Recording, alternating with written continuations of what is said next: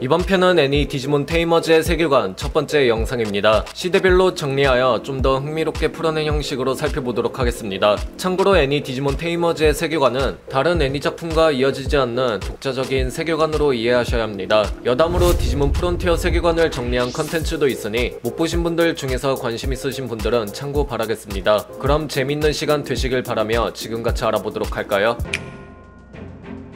시점은 주인공 오유민이 길몬을 만나기 한참 이전에 디지몬이 탄생하기도 전인 먼 과거의 시간대로 넘어가 봐야 합니다. 시기는 아주 먼 옛날, 현실 세계에는 컴퓨터가 최초로 개발이 되면서 디지털 사회의 첫 도약의 시작이 되었는데요. 이때 컴퓨터가 개발된 직후부터 골치 아픈 문제거리가 생기게 되었는데 바로 컴퓨터 바이러스의 출현으로 볼 수 있었죠. 악성 코드들은 컴퓨터 보안의 취약점을 파고들어 말썽을 부리는 만큼 소위 감염된 컴퓨터를 다시 원래대로 돌리려면 백신이 필요했습니다.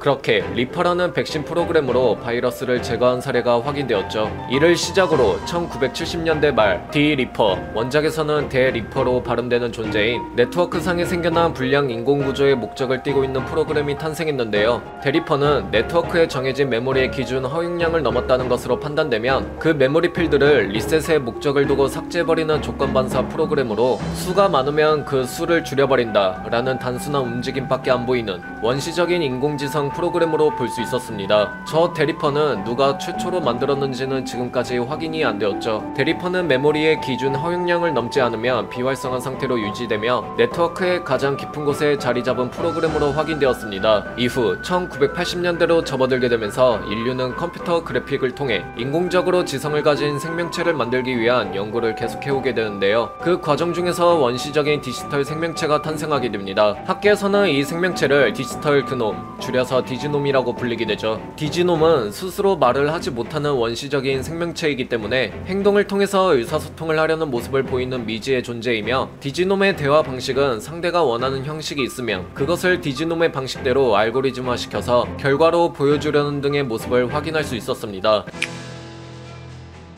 인류의 컴퓨터를 통한 인공 생명을 만드는 연구가 계속되는 와중 미국의 어느 대학교에서 한 젊은 교수가 있었는데요. 이 교수는 네트워크 가상 세계에서 인공 생명체를 만들 생각을, 더 나아가 그 인공 생명체들을 바탕으로 독자적인 생태계가 갖추어진 네트워크 안에 새로운 세계를 만들고자 하는 꿈을 품게 되죠. 그 꿈을 품은 교수의 이름은 로브 맥코이, 사람들 사이에서는 돌핀이라는 닉네임으로 불리우는 사람이었습니다. 돌핀은 프로젝트 진행을 위해 자신의 뜻을 함께하고자 하는 사람들을 모았으며, 그렇게 각 필요한 전공 분야에 하나둘씩 돌핀을 중심으로 모여 5명의 개성이 강한 다국적 학생들로 이루어진 팀이 만들어지게 됩니다. 이들의 먼 미래의 모습은 다음과 같으며 멤버별로 팀 내의 역할을 담당하게 되는데요. 첫 번째로 이 남자는 팀의 기술적인 지원을 맡았으며 원작 이름은 미즈노 고로, 닉네임은 시부미로 불리우고 한국 더빙판에서 서는 성찬수, 닉네임은 세인트로 공개되었던 인물이죠. 다음 이 남자의 이름은 바벨, 프로그래밍을 담당하고 있으며 이 인도인 여성의 이름은 컬리, 양자론을 담당, 그리고 홍콩에서 온 이 남자는 커뮤니케이션 언어를 담당하며 원작에서는 젠유리, 닉네임은 타오로 불리우고 한국 더빙판에서는 곽성치라는 이름으로 공개되었었죠. 곽성치는 먼 나중에 테리어몬의 테이머 곽소룡의 아버지가 되는 인물입니다.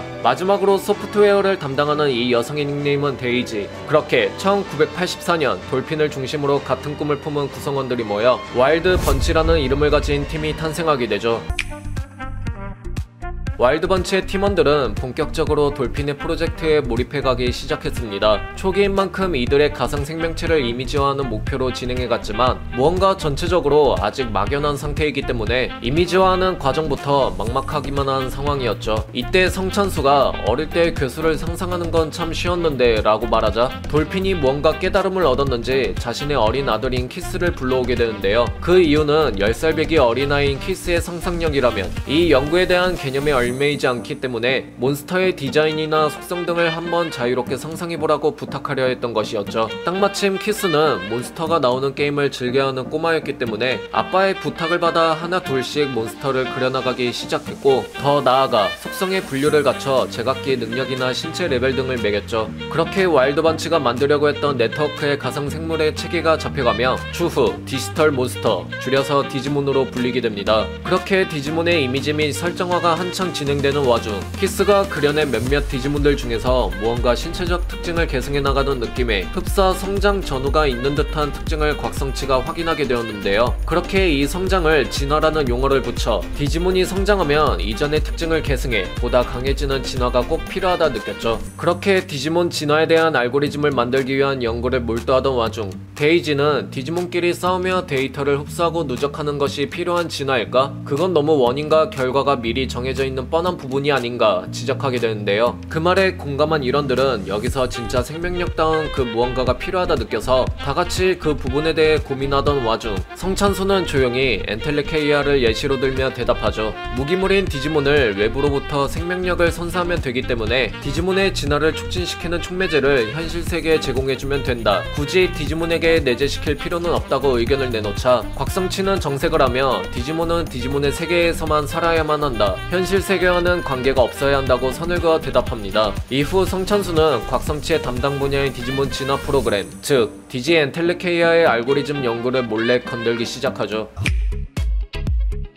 시간이 지나 돌핀의 연구실에 있던 단말이란 단말의 모든 모니터에는 디지몬들의 세계가 비춰지고 있었습니다. 아직 디지몬은 도트로 표현된 기호에 불과하지만 그 행동은 이미 자율적이고 왕성한 생존력을 발휘하여 디지몬끼리 과감히 싸움을 거는 수준의 모습까지 도달하게 되었죠. 이러한 와일드번치의 연구는 세간의 뜨거운 관심을 끌게 되면서 여러 스폰서의 지원까지 받게 되는 등 주목도가 높아졌습니다. 한편 모니터 속 디지몬을 관찰하던 키스는 무언가 이상함을 느꼈는데요. 다른 디지몬들은 스스로 진화를 걸고 싸우느라 정신이 없는데 그레이몬으로 추정되는 한 디지몬만 유독 구석에 홀로 가만히 서서 사람들의 시점 쪽으로 응시하는 듯한 모습을 보였는데요. 돌핀은 여러 종류의 디지몬들이 있으니 특이한 행동을 하는 녀석도 있을 거라며 대수롭지 않게 넘어가게 되었죠. 그날 밤 데이지는 연구실에 혼자 남아 네트워크 세계에 있는 디지몬과 소통하며 정보를 끌어낼 수 있는 인터페이스인 일명 아크를 마저 연구하고 있었는데요. 새벽 1시쯤 되었을 무렵 갑자기 엄청난 고음이 울려 퍼졌고 문 너머에 뭔가 막강한 힘으로 긁는 듯한 소리가 들려오기 시작했죠. 겁에 질린 데이지는 조심스럽게 문을 열어봤지만 밖 주변에는 탁 트인 가로등만 보였을 뿐 아무것도 없었는데요. 하지만 문 바깥쪽에는 길고 길다란 흉터가 새겨져 있었습니다. 마치 커다란 짐승이 발톱으로 긁은 자국처럼 보였는데요. 이 연구실 주변에는 저런 큰 발톱을 가진 동물이 있을 리도 들은 적도 없었는데 말이죠. 그렇게 겁에 질린 데이지는 컴퓨터 앞으로 달려가 구조 요청 메일을 쓰는 와중 불현듯 옆에 모니터를 보게 되었는데요. 아까 낮에 키스가 이상하다 했던 디지몬의 모습이 보이지 않았던 것이죠. 데이지는 오버뷰 윈도우를 열어 디지몬 세계를 내려다봤지만 그 이상한 행동을 하던 디지몬의 모습을 찾을 수 없었습니다. 이때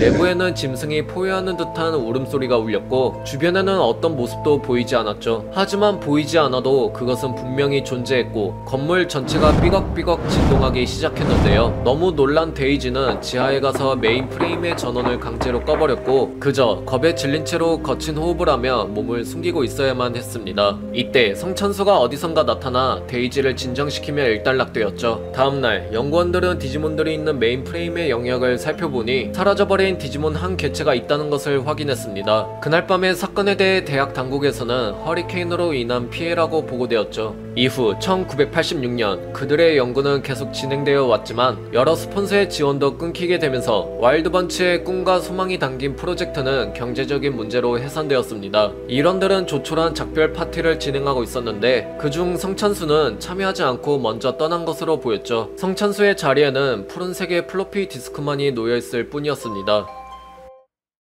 이번 편은 여기까지입니다. 어떻게 재밌게 보셨나요? 그럼 저는 다음 영상으로 다시 찾아뵙겠습니다. 빠른 소식을 접하시려면 구독과 좋아요 부탁드릴게요.